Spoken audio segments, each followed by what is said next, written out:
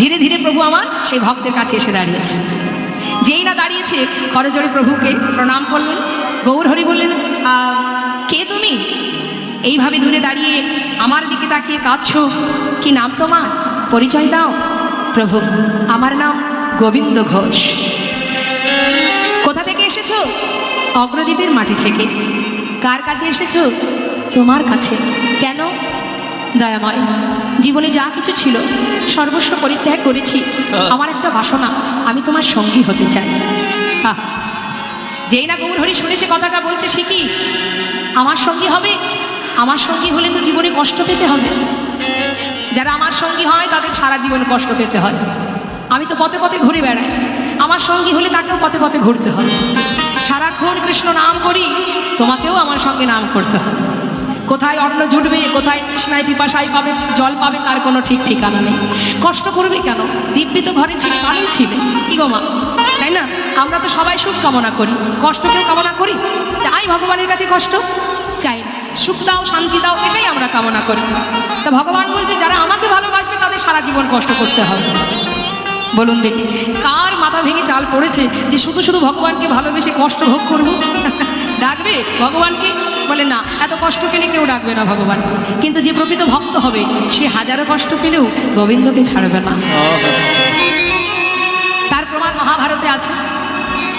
মাতা কুন্তী তাকে ছেড়ে যখন গোবিন্দ চলে যাচ্ছে, তার পুত্র, জ্যেষ্ঠ পুত্র, যিনি কিনা ধর্মরাজ যুধিষ্ঠির, হস্তিনাপুরে রাজা হওয়া মাত্রই ভগবান পিসিমাকে বলছে, পিসিমা সারা জীবন কষ্ট পেয়েছো, এখন তো ছেলে রাজা, এবার আমায় বিদায় দাও, আমি চলে যাই।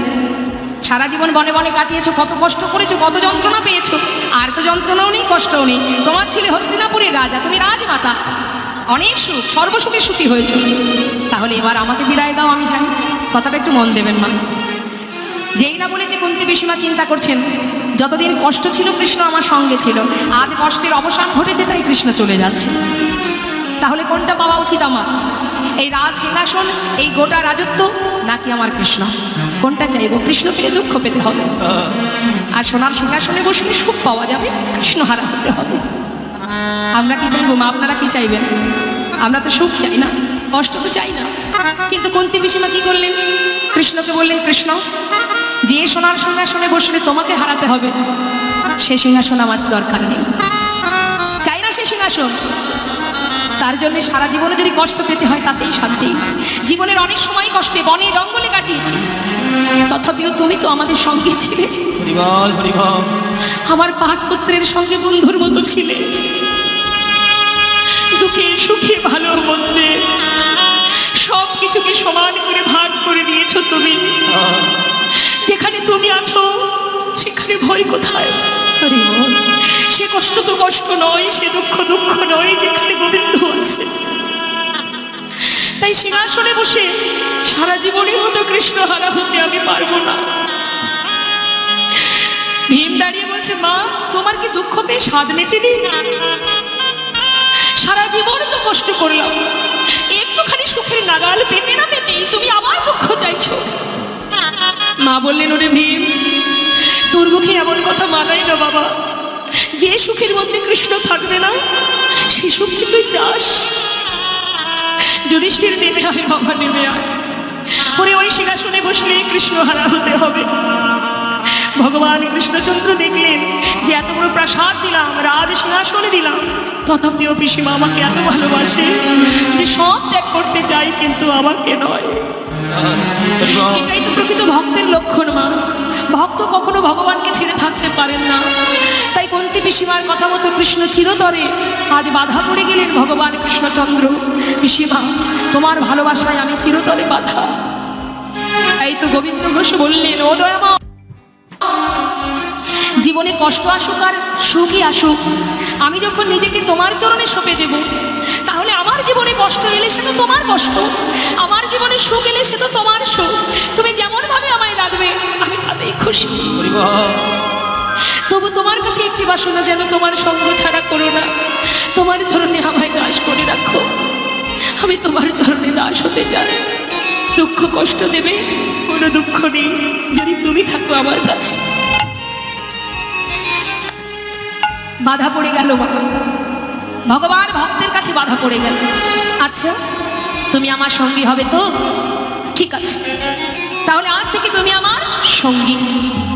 দেখবেন মা, যেই ভগবানকে ভালোবাসবে তার জীবনে অজস্র কষ্ট আসবে। কষ্টে দুঃখে শুধু গোবিন্দের চরণে চোখের জলে বুক ভাসিয়ে কাঁদবে। যারা বিধর্মী তারা হয়তো কখনো কখনো বলেও বসবে, কিরে এত ভগবানকে ভালোবাসিস তাহলে এত কাঁদতে হয় কেন? কেন এত দুঃখ, কেন এত কষ্ট? হরি বল। আপনি যখনই ভগবানের ভক্ত হবেন, আপনার সমস্ত কিছু যখন তার চরণে সঁপে দেবেন, আপনার ভালো কোনটা মন্দ কোনটা সে চিন্তা তো তার হয়ে যাবে।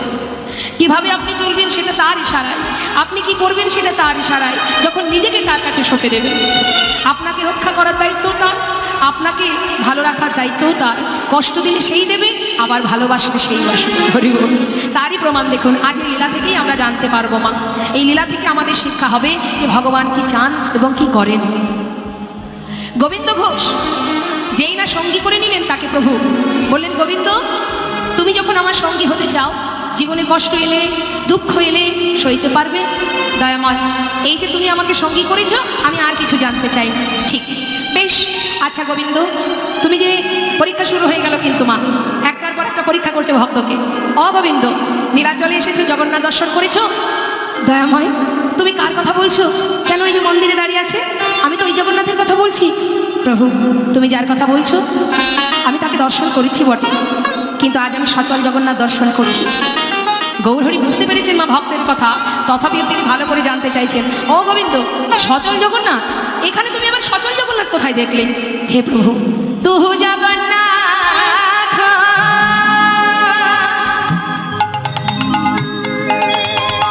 ও দয়াময়, দয়াময়, তুমি আমার জগন্নাথ, তুমি আমার, তুমি আমার মাধব।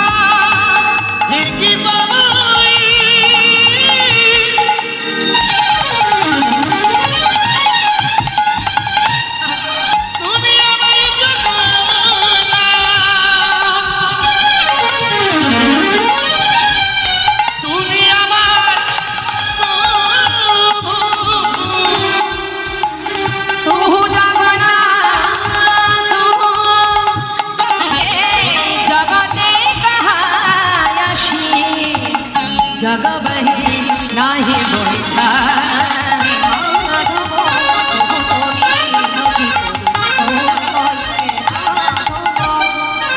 ওই চরণে সবে সবে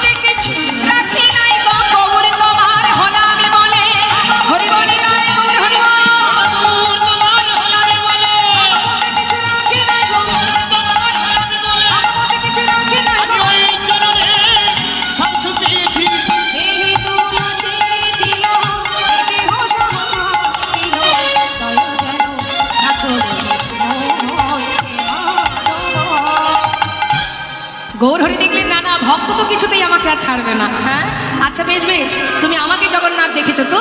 ঠিক আছে। হ্যাঁ দয়াময়, তুমি আমার জগন্নাথ, তুমি আমার মাধব, তুমি আমার সব। শোনা গোবিন্দ, আজ নীলাচল ছেড়ে আমরা তীর্থে যাব। তুমি যাবে? হ্যাঁ প্রভু, তুমি যেখানেই যাবে আমি তোমার সঙ্গে যাব। তাহলে যাত্রা করো। সমস্ত ভক্তগণকে নিয়ে নীলাচল থেকে এবার যাত্রা করেছে মা, যাচ্ছে দিনের পর দিন, আর মুখে গাইতে গাইতে যাচ্ছে ভক্তগণকে নিয়ে। ভক্তগণ সবাই মিলে আমার সঙ্গে কৃষ্ণ নাম করো। কিন্তু ভক্তরা বলে, না দয়াময়, কৃষ্ণ নাম আমরা করবো না, তুমি করো কৃষ্ণ নাম, কিন্তু আমরা গাইবো। আমরা কি গাইবো? বাহ, তাহলে আমরা গাইবো কি? আমাদের ভগবানের নাম, অর্থাৎ আমাদের কলির ভগবান গৌর সুন্দর। ও দয়াময়, কৃষ্ণ নাম তুমি করো, আমরা করবো না, আমরাও গাইবো, আমরা তোমার নাম গাইবো। বেশ, এখন গৌরহরি যাচ্ছে কৃষ্ণ বলতে বলতে, পশ্চাতে ভক্তবৃন্দ যাচ্ছে গৌর নাম গাইতে। আমরাও একবার গাইবো, দেখে দু হাত তুলে। বাহ, হ্যাঁ। মনে আছে তো কি বলেছিলাম? স্বতঃস্ফূর্ত ভাবে মনের জোর এসে যাবে, কেমন? আর গৌর নাম যখন করবেন একেবারে গলা ছেড়ে, ঠিক আছে? দুহাত তুলে গৌর হরি বল বলো, গৌর হরি বল, গৌর হরি বল বলো, গৌর হরি বল, গৌর হরি বল, হরি হরি বল, এবার গৌর হরি বল, হরি হরি বল, বলো গৌর হরি বল, গৌর হরি বল। একবার হরি হরি বল, গৌর হরি বল, একবার গৌর হরি বল, হরি হরি বল, একবার গৌর হরি বল, গৌর হরি বল,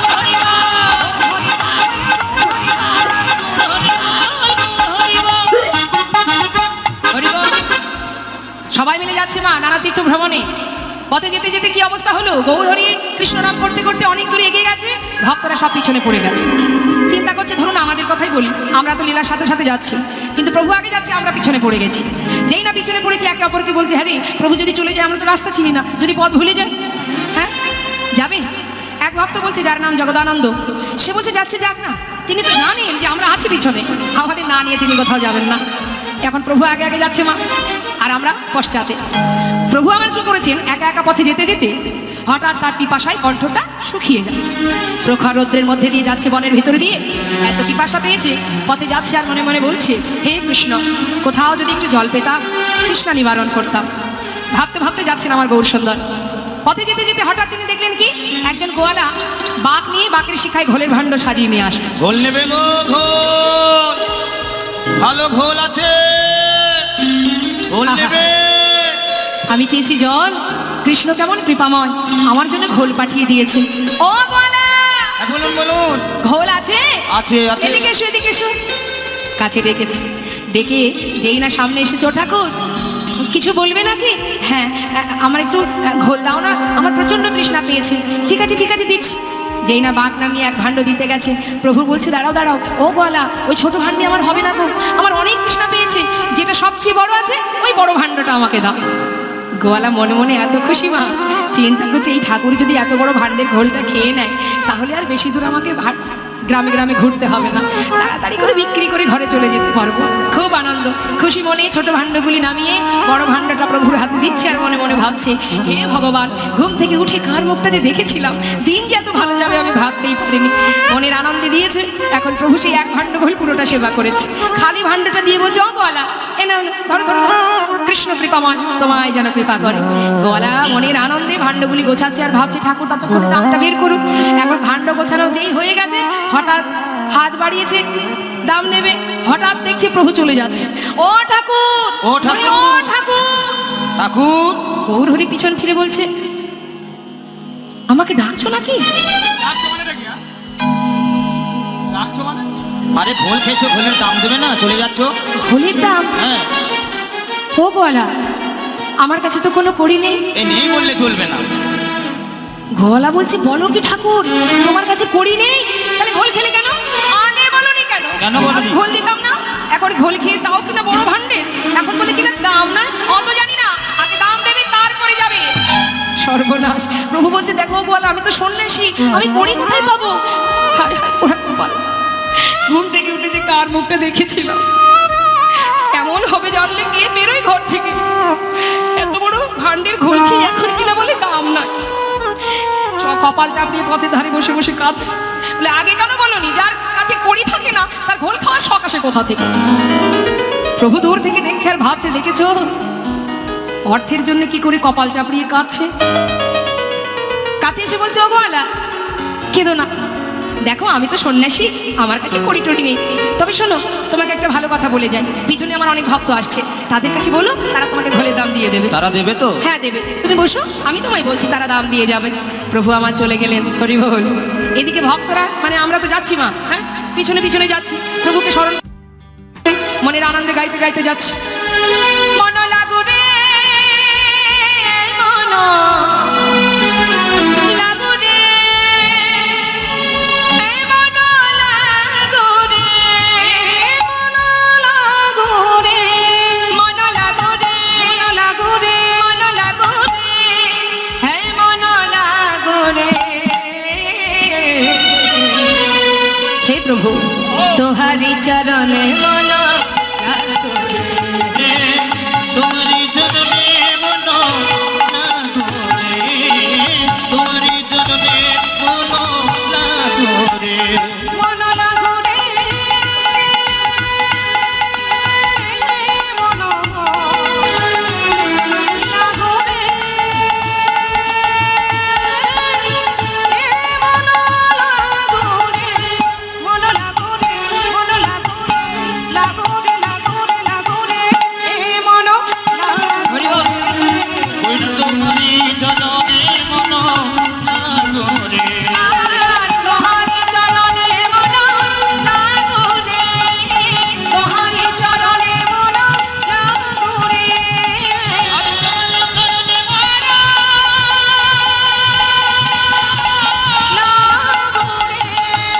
হ্যাঁ, বন্ধ করো, বন্ধ করো। ভক্তরা সবাই বলছে সর্বনাশ, কে তুমি? আমাদের নামে বাধা দিচ্ছ, কি চাই তোমার? গোয়ালা বলছে দেখো অনেকক্ষণ থেকে বসে আছি, ঘোলে দামটা দাও, আমি চলে যাই। কেন? তোমার ঘোল তো আমরা খাইনি, তাই যে দাম দিতে হবে। গোয়ালা বলছে খেয়েছো, খেয়েছে। কে খেয়েছে? আমি তাকে চিনি না। তোমাদের সঙ্গীর সঙ্গী। আমাদের সঙ্গীর সঙ্গী? হ্যাঁ গো, তোমাদের সঙ্গীর সঙ্গী। সে ঘোল খেয়ে দাম দিতে পারিনি, তাই তোমাদের কাছে দাম নিতে বলেছি। আরে এ তো ভারী মুশকিল। কে খেয়েছে আগে বলো। এই যে তুমি ঘোল খেয়েছো? আয় ঘোল খেয়েছো? আয় ঘোল খেয়েছো?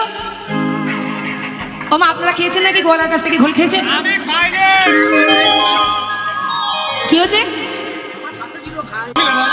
আচ্ছা খাইনি, কেউ খাইনি। আচ্ছা বলো দেখি, তাহলে শুধু শুধু দাম দেবো কেন? এই যে ও গোয়ালা, শুধু শুধু কেন দাম দেবো? আগে বলো কে খেয়েছে। বলছে না গো, তাকে আমি চিনি না, নামও জানি না। বলছে হ্যাঁ হ্যাঁ হ্যাঁ চেনো না, হ্যাঁ। নাম জানো না, হ্যাঁ কেমন দেখতে বলতে পারবে? হ্যাঁ হ্যাঁ, সেটা যদি যদি বলো বলতে পারবো, একটু একটু বলতে পারবো। আচ্ছা বলো দেখি, তাহলে তো চেনা যাবে মা। যদি গঠনটা একটু বলতে পারে, বর্ণনা করতে পারে, তবে তো বুঝবো কে খেয়েছে। এবার বর্ণনা দিচ্ছে মা গোয়ালা। জানো জানো, এই যে শোনো, এমন মানুষ আমি আগে কখনো দেখিনি। ওই ঠাকুরটার দেখতে কেমন জানো? নবীনা যৌবন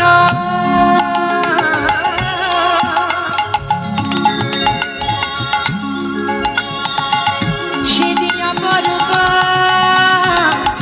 রূপে মাধবী।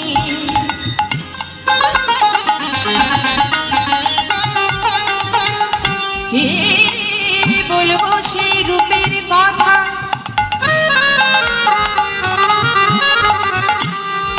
সে যে ভুবন ভোলানা, ভুবন ভোলানা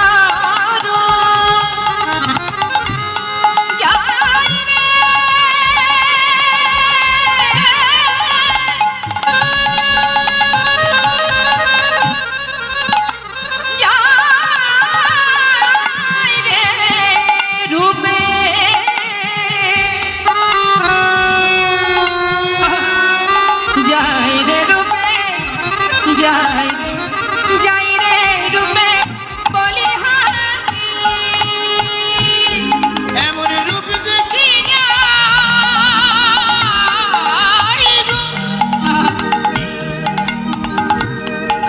ওই না যাই রে রূপের বলহারি।